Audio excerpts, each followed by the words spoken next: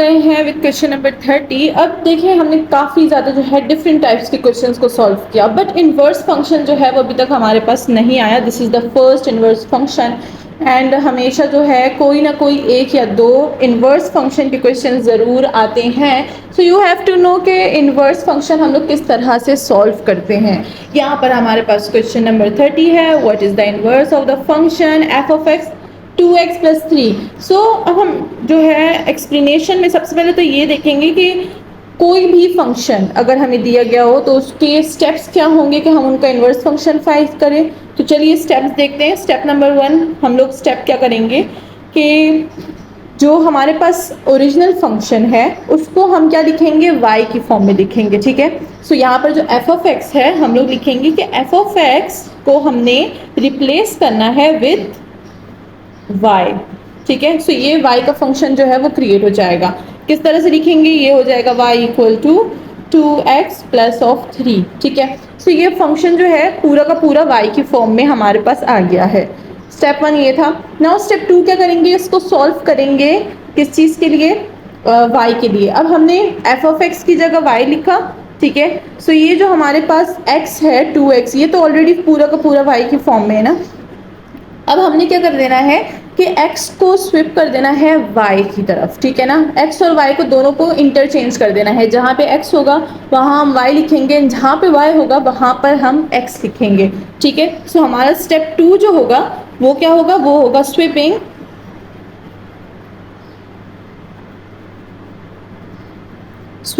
x and y। ठीक है, दोनों को इंटरचेंज कर देना है। सही है, तो अब यहाँ पर हमारे पास y था, हम इधर x लिख देंगे एंड जहाँ पर x था 2x था, अब ये 2y हो जाएगा +3 हो जाएगा। सो ओरिजिनल फंक्शन हमारे पास ये था, हमने उससे क्रिएट किया दिस न्यू फंक्शन जिसको मैं डबल स्टार बोल दूंगी। ठीक है, स्मॉल डबल स्टार हो गया है हमारे पास न्यू फंक्शन। अब हमने क्या करना है, इसको सॉल्व कर देना है for y, for the value of y। तो देखते हैं कि इसको कैसे सॉल्व करेंगे। स्टेप 2 हो गया। नाउ स्टेप 3 में इसको y के लिए सॉल्व करेंगे। फंक्शन था x = 2y + 3। अब स्टेप 3 में इसको y के लिए सॉल्व करेंगे तो आई हमारे पास क्या हो जाएगा, x जो है वो इक्वलिटी की दूसरी साइड आ जाएगी यानी नेगेटिव, एंड ये हो जाएगा 2 ऑफ y। नाउ 2 को बोथ साइड डिवाइड कर देंगे, सो ये हो जाएगा हमारे पास y = x - 3 एंड डिवाइड्स 2। अब ये तो हमारे पास y में है, बट हमें तो फाइंड करना है इनवर्स ऑफ द फंक्शन।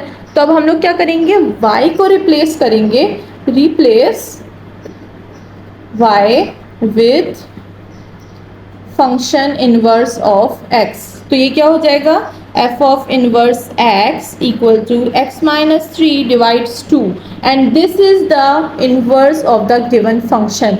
अब ये हमारे पास कहाँ पर है, ये है हमारे पास ऑप्शन नंबर ए में। So option number A is the correct option for question number 30।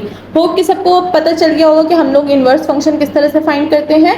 This is the very easy steps कि आप फॉलो करें 3 स्टेप और आपका फंक्शन का इनवर्स जो है वो फाइंड हो जाएगा। एंड स्टेप बाय स्टेप मैंने इससे बताया था कि कोई भी फंक्शन आपके पास आए तो आप उसको ईजीली कन्वर्ट कर सकें इन इनवर्स फंक्शन। नाउ चलते हैं क्वेश्चन नंबर 31 की तरफ। We have to solve 35 question for the beginning of maths section. Physics में हमने 40 क्वेश्चन सॉल्व किए थे, मैथ्स में हम 35 क्वेश्चन सॉल्व करेंगे, इंग्लिश में हम 15, केमिस्ट्री एंड कंप्यूटर में हम लोग 10 क्वेश्चन सॉल्व करेंगे। सो वो हमारी बिगिनिंग सीरीज की जो है वो फर्स्ट सीरीज कंप्लीट हो जाएगी जो कि बिगिनिंग है। अब देखिए बिगिनिंग मैंने इसलिए रखा क्योंकि हमारे पास जो है कुछ क्वेश्चन ऐसे होते हैं जो बहुत ही ज़्यादा इजी आते हैं, लेकिन जब हम लोग उनको सॉल्व करने के लिए बैठते हैं तो वो हमें मुश्किल जो है वो काफ़ी ज़्यादा ट्रिकी लग जाते हैं और वो सॉल्व नहीं होता बिकॉज हमने काफ़ी ज़्यादा मुश्किल प्रिपेयर किया होता है और वो जो इजी होता है ना फिर उसमें कन्फ्यूजन हो जाती है। तो इसीलिए 3 जो है हमारे सीरीज़ के सेशन होंगे, इजी, मीडियम और हार्ड लेवल। ठीक है, सो इसमें हम हर तरीके के क्वेश्चन सॉल्व करेंगे। साथ ही आपको कोई क्वेश्चन हो तो कमेंट सेक्शन नीचे पूछ सकते हैं, कमेंट सेक्शन खुला हुआ है आपके क्वेश्चंस के लिए। सो अगेन हम आ गए हैं हमारे टेबल वाले क्वेश्चन पर जिसमें हमने कॉस, साइन और टेंजेंट की टेबल की वैल्यूज़ काफ़ी ज़्यादा जो है वो डिस्कस की हुई है, तो उसी टेबल को अगेन यूज़ करेंगे। एंड जब देखें बार बार हमारे पास जो है टेंजेंट, कॉस और जो साइन की वैल्यूज़ आ रही हैं कि थीटा फाइंड करें, सो मतलब कि ये जो है काफ़ी ज़्यादा इंपॉर्टेंट है, तो आपको हर जो है डिग्री का मालूम होना चाहिए कि किस डिग्री पे कौन से ट्रिग्नोमेट्रिक फंक्शन की क्या वैल्यू आती है। एंड इसको याद करने की आपकी जो है अपनी खुद की ट्रिक होनी चाहिए, या फिर आप कोई भी दूसरी ट्रिक फॉलो कर सकते हैं। काफ़ी ज़्यादा ट्रिक्स मैं बताती रहती हूँ जब भी हम लोग ऐसी चीज़ें सॉल्व करते हैं, ठीक है। सो यहाँ पर अगेन हमारे पास आ गया है क्वेश्चन नंबर 31 में कि if tangent theta is equal to 1 then हमें फाइंड करना है थीटा की वैल्यू, ठीक है। कि अगर टेंजेंट थीटा 1 के इक्वल है तो यहाँ पर ये जो थीटा है इसकी वैल्यू क्या होगी कि वो टेंजेंट हमारे पास 1 के इक्वल आ रहा है। सो अगेन ये हमारे पास क्या है, टेंजेंट कॉज और साइन का जो टेबल है वही यहाँ पर यूज़ हो रहा है, ठीक है। वहाँ पर हमने टेबल में काफ़ी ज़्यादा वैल्यूज़ लिखी थी कि टेंजेंट 30, 45, 60, 90, 180 कौन कौन सी वैल्यूज़ हमें देता है। तो अगर किसी को डायरेक्टली याद हो तो वो हमारे पास क्या वैल्यू देता है, सबको पता होगा कि वो है हमारे पास ऑप्शन बी 45 डिग्री पे हमारे पास टेंजेंट जो है वो 1 वैल्यू देता है, ठीक है। अब इसकी जो है हमारे पास काफ़ी ज़्यादा एक्सप्लेनेशन में बातें आ जाती, तो इसको एक्सप्लेनेशन में चलते हैं। वहाँ पर हमारे 2-3 MCQs जो है वो और कवर हो जाएंगे, ठीक है। अब यहाँ पर हमें पता है कि अगर टेंजेंट की जो वैल्यू है, टेंजेंट 45 डिग्री वो हमें 1 वैल्यू देता है, ठीक है। और अगर रेडियन में बात की जाए तो रेडियन में बात क्या है, π/4 रेडियन आता है, ठीक है ना। ये हो गया है हमारे पास इसका रेडियन, ठीक है। इसको हम लोग लिख सकते हैं π/4 रेडियन की फॉर्म में भी।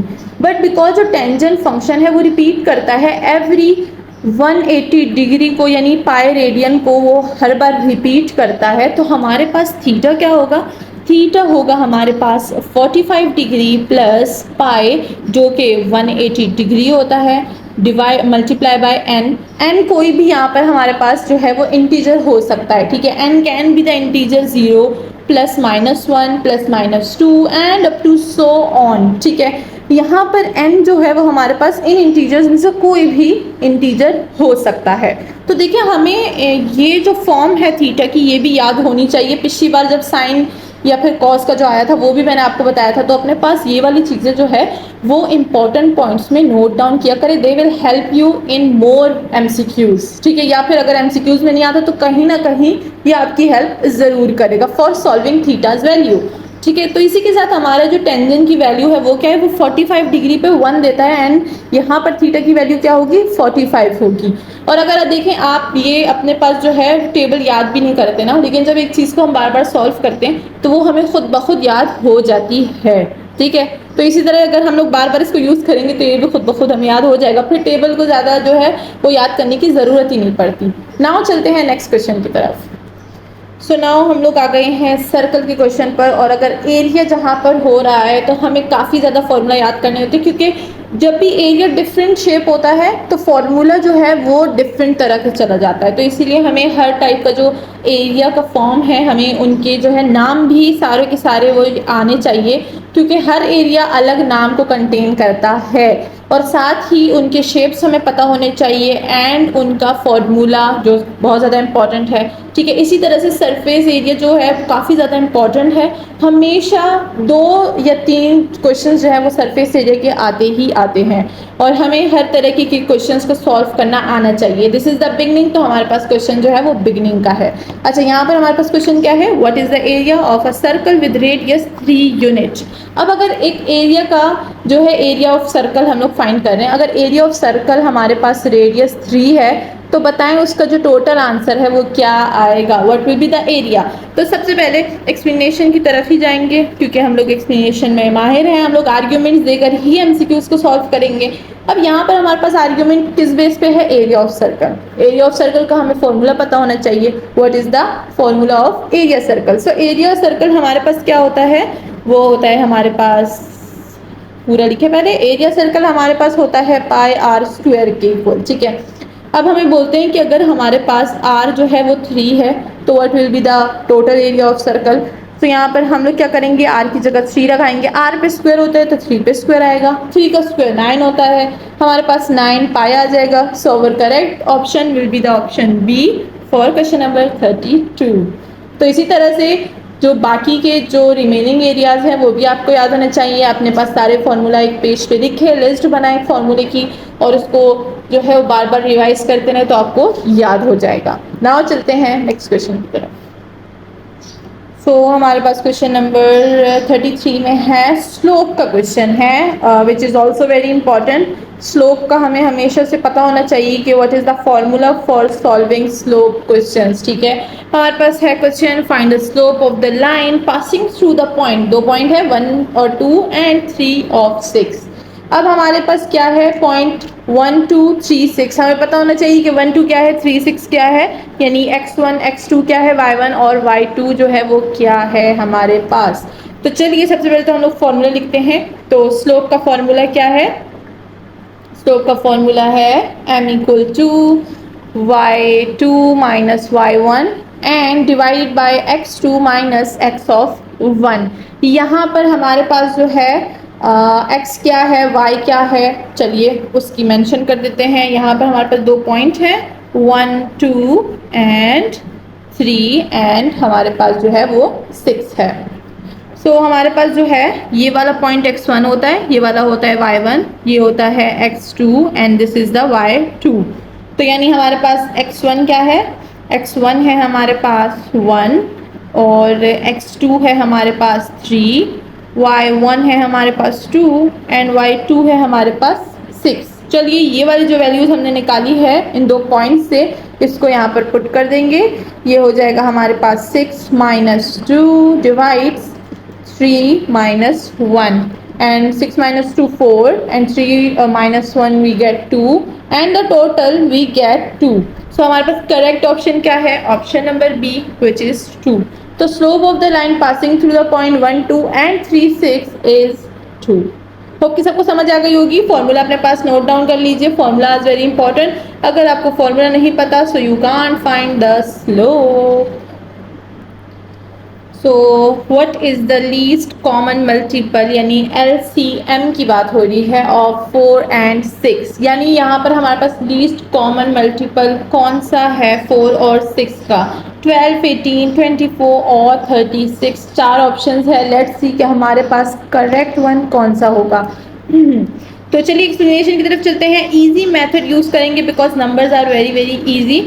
अच्छा, हम लोग जो है LCM के लिए जब भी LCM का क्वेश्चन आएगा तो different types of method use करेंगे ताकि हमें हर मेथड आना चाहिए। ठीक है, क्योंकि कभी भी किसी भी मेथड की ज़रूरत पड़ सकती है। बिकॉज जो हमारे प्रोफेसर थी, एक दफ़ा हम लोग बोल रहे थे कि किसी चीज़ का मेथड था, 2 मेथड थे, एक बहुत ही सिंपल था और दूसरे जो काफ़ी मुश्किल था और वो काफ़ी लेंथी भी था। तो हमने उनको बोला कि हम लोग बस ये इजी वाला यूज़ करेंगे, हमें मुश्किल की क्या ज़रूरत जब इजी वाला है। तो कहने लगी कि अब तो मैं पेपर में मुश्किल वाला ही दूंगी। कहती हैं कि मैथ्स वालों को कभी भी नहीं बोलना चाहिए कि हम लोग इजी मेथड यूज़ करेंगे और दूसरे मेथड को छोड़ देंगे। उनको दोनों के दोनों मेथड आने चाहिए। बिकॉज कभी कभी सिचुएशन ऐसी होती है कि उन्होंने मेंशन किए होते हैं ना कि बाय दिस मेथड, तो अगर कर दिया तो फिर हम तो गए काम से हैं। तो इसीलिए हमें दोनों मेथड आने चाहिए। तो इसीलिए हम क्या करेंगे, जब भी LCM का क्वेश्चन आएगा different types of method use करेंगे LCM के लिए। इजी से स्टार्ट करेंगे और सबसे आखिरी मुश्किल पे ख़त्म करेंगे। ठीक है, तो यहाँ पर हम लोग इजी वाला मेथड यूज़ करेंगे because it is the first question. हमारे पास क्या है, 4 और 6 है। सबसे पहले हम लोग 4 के मल्टीपल्स देखेंगे। ठीक है, multiples of 4, multiples of 4।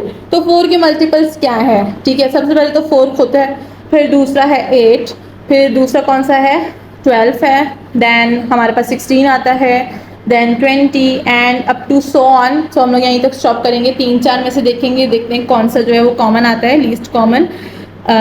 Now multiple of हम देखेंगे 6 का। ठीक है, मल्टीपल ऑफ 6, लेट्स सी क्या होता है। सबसे पहले तो 6 खुद आएगा एंड देन हमारे पास क्या आता है, 12 आता है 6 का multiple, then 18, then 24 and up to so on. तो अगर हम यहाँ पर देखें तो हमारे पास सिर्फ एक ही मल्टीपल है जो कि लीस्ट कॉमन मल्टीपल है 4 और 6 का, दैट इज 12। बिकॉज दोनों में 12, दोनों की लिस्ट में जो कॉमन होगा वही लीस्ट कॉमन होगा। ठीक है, लीस्ट कॉमन मल्टीपल होगा। तो यहाँ पर दोनों में कॉमन क्या है 12। So our correct option is option number A, the least common multiple of 4 and 6 is 12। अब ये तो काफ़ी छोटे छोटे जो है वो हमें डिजिट्स दिए गए हैं एंड देन इसके बाद हमारे पास 100 प्लस भी डिजिट आ सकते हैं, जैसे कि 260 या फिर 360 और 1500 समथिंग सो ऑन, काफ़ी ज़्यादा क्वेश्चन ऐसे आते हैं। तो हम लोग फिर उसमें भी वो है सॉल्व करेंगे कि बड़े बड़े डिजिट्स का हम लोग ईजी से कैसे लीस्ट कॉमन फैक्टर निकाल सकते हैं, लीस्ट कॉमन मल्टीपल। नाउ चलते हैं अपने लास्ट क्वेश्चन की तरफ, that is question number 35। End of course जैसे मैंने फिजिक्स में 40 क्वेश्चन जो है लास्ट क्वेश्चन होमवर्क के तौर पे दिया था कि वो आपका जो है वो होमवर्क होगा कि आपने उसको सॉल्व करके मुझे कमेंट सेक्शन में आंसर बताना है। सो मैं वेट करूंगी उसके आंसर का कि कितने लोगों ने उसका आंसर मुझे दिया है एंड कितना करेक्ट दिया है, ठीक है।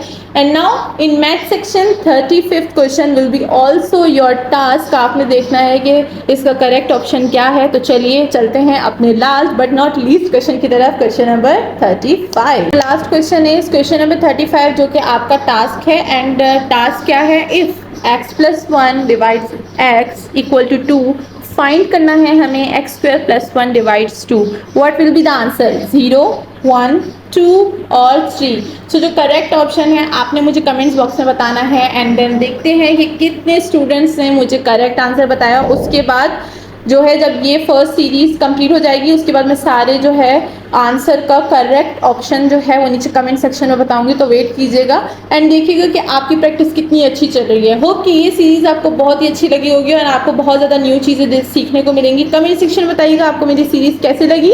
नेक्स्ट सेक्शन में चलते हैं जो कि इंग्लिश का सेक्शन होगा जिसमें हम लोग 15 क्वेश्चन ऑफ इंग्लिश सॉल्व करेंगे। अपना ख्याल रखिएगा, चैनल को सब्सक्राइब करना बिल्कुल ना भूलिएगा।